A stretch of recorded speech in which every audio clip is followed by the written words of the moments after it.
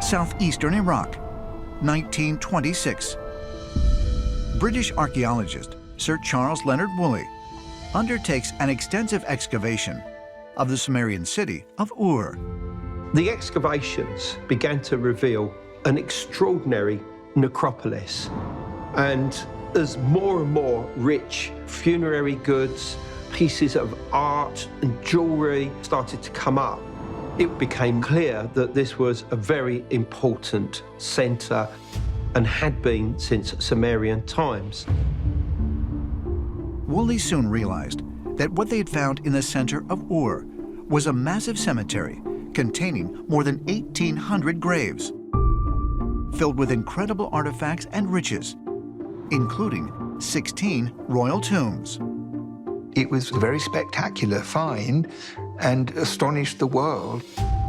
And Woolley wrote about it in the press as these things became clear, and people rushed to get the newspaper to find out the next episode, because it was very dramatic and very exciting.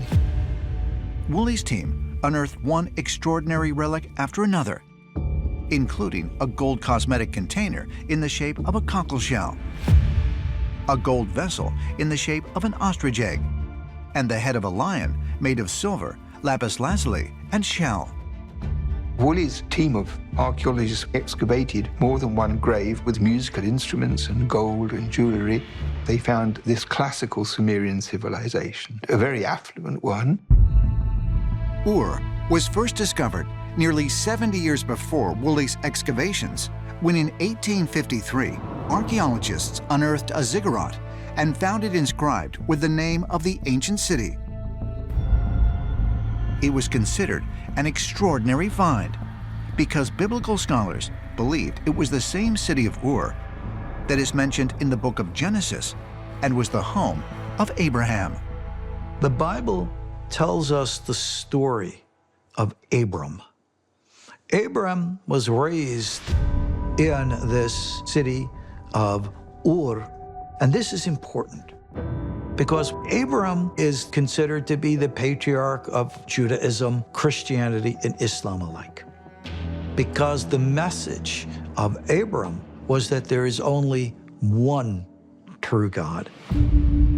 During Woolley's excavations in 1926, an even more compelling find was made relating to an event described in both the Bible and the Sumerian text, the Epic of Gilgamesh.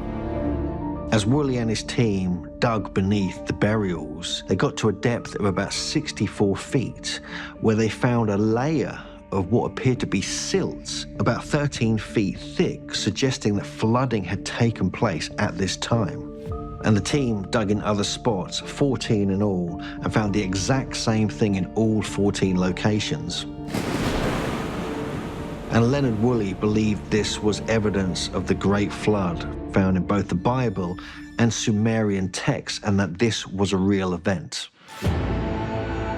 But of all the discoveries made at Ur, perhaps none are more extraordinary or controversial than a large stone tomb containing the body of a Sumerian queen.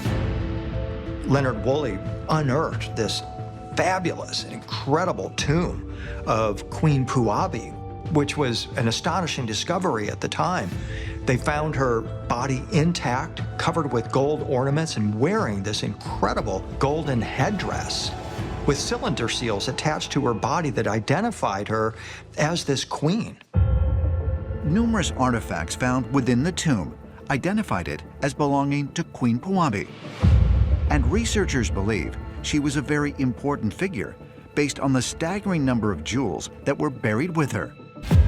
When researcher Zecharia Sitchin examined Puabi's skull decades later, he determined that while severely damaged, it displayed some remarkable anomalies. As Zecharia Sitchin investigated the discovery of Queen Puabi, he found that her skull appeared to be elongated. This led him on a line of speculation that she must have been a Anunnaki human hybrid. Her characteristics look almost alien. Was she possibly some type of extraterrestrial?